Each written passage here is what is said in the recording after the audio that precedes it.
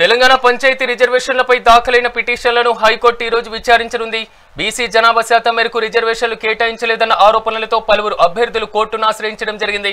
మరోవైపు సర్పంచ్ ఎన్నికలకు సంబంధించినటువంటి నామినేషన్ల ప్రక్రియ కూడా ఈ రోజు ప్రారంభమైంది. మొత్తం మీద హైకోర్టులో విచారణ ఎలా జరగబోతుంది, నామినేషన్ల ప్రక్రియ అయితే ఊపందుకునేటువంటి అవకాశాలు అయితే చాలా స్పష్టంగా కనబడుతున్నాయి.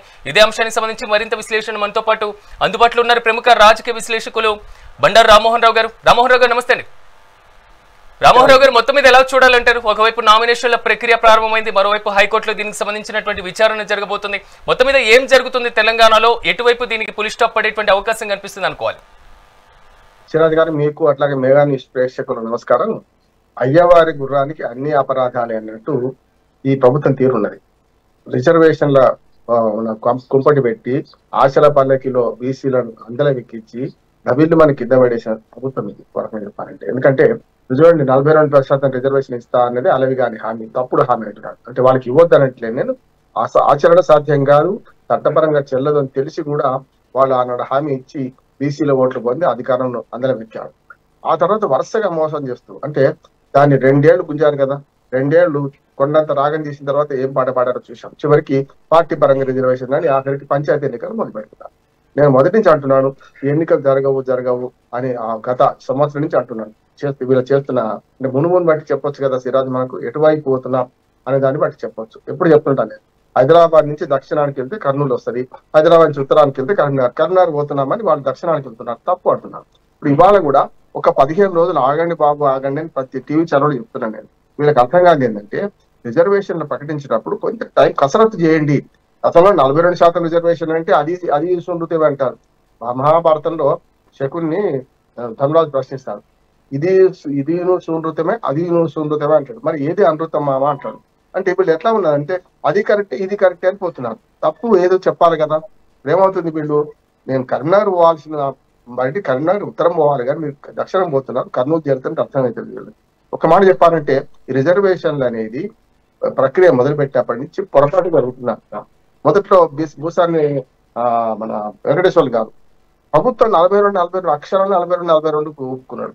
42 అంటే ఆయన ప్రయోగం చేసి మొత్తం బీసీ కులగణాలు లెక్కలు తీసుకొని ఏది కరెక్ట్ ఏది కాదని చేయాల్సిన పని ఉంది. ఏకసభ్య కమిషన్ ఆయన ప్రభుత్వం ఇచ్చిన నివేదికను సంతకం పెట్టి పంపించేసేసి, మళ్ళీ రెండోసారి ఇప్పుడు ఏమైంది, మరి 23 అంటే 23 ఒప్పుకుంటున్నాడు. మరి 42 కరెక్టా 23 కరెక్టా, ఏది కరెక్ట్ అంటే ఒక డెడికేటెడ్ కమిషన్ స్వతంత్రంగా వెన్నుముక్క లేకుండా ఉన్నది. కానీ బీసీ సంఘాలు ఇంత గొడవ పెట్టినా కూడా వాళ్ళకి న్యాయం జరుగుతలేదు. బీసీ సంఘాల గురించే కదా, బీసీలో ఆవేదన పరిష్కరించడానికే కదా డెడికేటెడ్ కమిషన్ వేసింది, అది పోయింది. ఇప్పుడు ఇంకోటి, మన election commission, state election commission కూడా సిట్ అంటే సిట్, స్టాండ్ అంటే స్టాండ్. ఒక్క 15 రోజులు ఆగి రిజర్వేషన్లు వచ్చినాయి.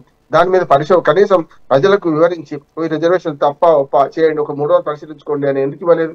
ఇవాళ ఏమైతుంది, ఎస్సీ రిజర్వేషన్, బీసీ రిజర్వేషన్ చివరికి 19% అని కొందరు అంటున్నారు, 17% దక్కినాయి కొందరు అంటున్నారు. అంటే ఇంత గందరగోళం మధ్యలో ఎన్నికలు తొందర పెట్టి చేయకపోతే ఏమైతుండే, 3,300 కోట్ల రూపాయలు రావాల్సింది కరెక్ట్. ఎప్పుడు మార్చి దాకా ఉన్న టైం జనవరిలో పెడితే ఏమైతుండే వీళ్ళకు. అంటే ఏదైనా సరే లేచిందే పరుగు అన్నట్టు వాళ్ళ అన్నారు కనుక పెట్టేస్తున్నాం అంటే ఇట్లాంటివి వస్తాయి. నేను మొన్న చెప్తున్నాను, కోర్టు కేసు పడుతుంది అని చెప్పాను. నేను జోష్యం చెప్పలే, జరిగే పరిణామం చెప్తున్నాను సిరాజ్. పడ్డది కదా, ఇప్పుడు మొన్నగా అంతే అయింది కదా. నామినేషన్లు వేసిన తర్వాత కూడా 9వ నెంబర్ జీవోని కొట్టేస్తూ మీరు చేయడానికి వీల్లేదని ఎలక్షన్ ఆపమని ఇచ్చింది కదా. నామినేషన్ పడ్డ తర్వాత మరొకసారి ఆశాభంగం ఇప్పుడు. అంటే నామినేషన్ వేస్తూ పోతుండాలి, నోటిఫికేషన్ ఇస్తూ పోతుండాలి. ఎన్నికల కమిషన్ వెన్నుముకలు ఎక్కువ పనిచేస్తుంది. ప్రభుత్వం కోరగానే 2 రోజులు ఎలక్షన్ పెడతారని ఎట్లా అనుకుంటున్నారు, తప్పు కదా. వాళ్ళు ప్రయత్నం చేయాలి, అందులో లోపాలు బయట ప్రపంచానికి తెలవాలి. అప్పటిదాకా ఎందుకు ఆగరు వీళ్ళు. అంటే ఏదైనా సరే ఎన్నికలు జరుపుదాం అనుకుంటే ఇట్లా ఉంటుంది. రేపు పొద్దున మళ్ళీ కోర్టు ఎన్నికలు రద్దే అవకాశం ఉంటే కష్టం కదా. గతంలో మహారాష్ట్రలో అయింది, బీహార్లో అయింది, మనకు అట్లాగే పశ్చిమ బెంగాల్లో అయింది. ఇవన్నీ ఉదాహరణలు ఉండా కూడా మళ్ళీ ఈ ప్రభుత్వం తప్పు మీద తప్పు చేస్తున్నది. అయ్యగారు ఏం చేస్తున్నారు అంటే, చేసిన తప్పులు దిద్దుకుంటున్నామని పాత సామెత. ఇప్పుడు అట్లా కాదు, ఈ అయ్యగారు చేస్తున్నది ఏంటంటే చేసిన తప్పులు మళ్ళీ చేస్తున్నారు. అది తప్పు. ఒకసారి తప్పు జరిగితే దాన్ని సవరించుకునే క్రమంలో మా తప్పు మళ్ళీ చేయొద్దు కదా. చేయకుండా ఉండే బదులు ఈ మునుగు తప్పి పంచాయతీ ఎన్నికల విషయంలో చాలా గందరగోళం సృష్టిస్తున్నారు. ప్రజలను ఆశల పల్లెకులు గురేగించారు, ముఖ్యంగా బీసీ సంఘాలకు కూడా నా వినతి ఏంటంటే, మీరు కుడుమ అంటే పండుగ అనకండి, మొన్నటిదాకా పాలాభిషేకాలు చేశారు రేవంత్ రెడ్డికి. కాదయ్యా బాబు, మీకు న్యాయం జరగలేదంటే వాళ్ళకి ఏం లేదు. ఇప్పుడు ఏమైంది? అదే కృష్ణయ్య గారు ఏం మాట్లాడుతున్నారు? దుర్మార్గుడు రేవంత్ రెడ్డి అంటున్నారు. అది తప్ప ఇది తప్ప అంటున్నారు. మీరు ఒక బీసీ సంఘ నేతలు అన్ని కూడా చట్టం తెలుసుకొని మాట్లాడితే ఇది సాధ్యం కాదన్న నాలాంటి వాడిని శాపనార్థాలు పెట్టింది. ఏమైంది? ఇప్పుడు సాధ్యం అవుతుందా అవుతలేదా?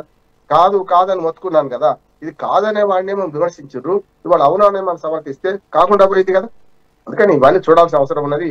ఎన్నికలు ఆగుతాయా లేవో తెలియదు కానీ ఇవాళ పిటిషన్ విచారణ స్వీకరించింది. చాలా పొరపాటు జరిగింది సిరాజ్. ఎస్సీ లేని చోట ఎస్సీ, ఎస్టీ లేని చోట ఎస్సీ, కొన్ని చోట్ల సర్పంచ్ ఎన్నికే లేదట, ఉప సర్పంచ్ ఎన్నికైతారట. అందులో కూడా 3 వార్డులకు ఎన్నిక. మంచిర్యాల జిల్లాలో ఒక ఉదాహరణ చెప్తాను మీకు. ఒక ఊళ్ళో 6 వార్డు మెంబర్లు ఉన్నాయి. అందులో 3 ఎస్సీ, అక్కడ ఎవరు లేరు. 3 ఏమో వేరే, ఆ 3 ఉన్నారు. కానీ సర్పంచ్ ఎలక్షన్ ఎస్సీకి రిజర్వ్ చేశారు. సర్పంచ్ ఎలక్షన్ లో ఎస్సీ ఎన్నిక కావడానికి ఓటర్లు లేరు. ఏం చేయాలంటే ఈ 3 వార్డు మెంబర్కు ఓటు మనం జరుగుద్దట ఎలక్షన్. ఇందులో 3 వాటి గెలిచిన వాడు ఉప సర్పంచ్ అవుతారట ఎవరో ఒకరు. ఆ ఉప సర్పంచ్ అయిన వాడికి సర్పంచ్ బాధ్యతలు అప్పగిస్తారట. ఏం రాజ్యం, ఏం కథ? ఇంత దుర్మార్గంగా ఇంత గుడ్డిగా నడుస్తుందంటే పంచాయతీ ఎన్నికలు సక్రమంగా నిర్వహించలేరా వీళ్ళు? నిర్వహించకపోతే రాజీనామా చేసి కూర్చోవాలి. సరైనది కాదంటున్నాడు. అంటే ఇంత గందరగోళాల మధ్య ఎన్నికలు జరుపుతున్నారంటే ఏదో ఒకటి చేద్దాం అంటే ఒక అవగాహన లేదు. సలహాదారులు ఏం చేస్తున్నారు, న్యాయశాఖ ఏం చేస్తున్నది, సెక్రటేరియట్ ఏం చేస్తుంది, ఇంతమంది కూడా గుడ్డి మన తొరిగురం పడుతోముతున్నారు. వీళ్ళందరూ చెప్పొద్దా ప్రభుత్వానికి? రేవంత్ రెడ్డికి అవగాహన ఉండదు, మంత్రులకు అవగాహన ఉండదు, వీళ్ళేం చేస్తున్నారు? అందుకని ఒక్కోసారి చాలా ఆవేశం వస్తుంది రాజు. ఎందుకంటే వీళ్ళకి ఒక ప్రభుత్వం నడుస్తుందా లేకపోతే ఒక సర్కస్ నడుస్తుందా అని నాకు అనుమానం వస్తుంది.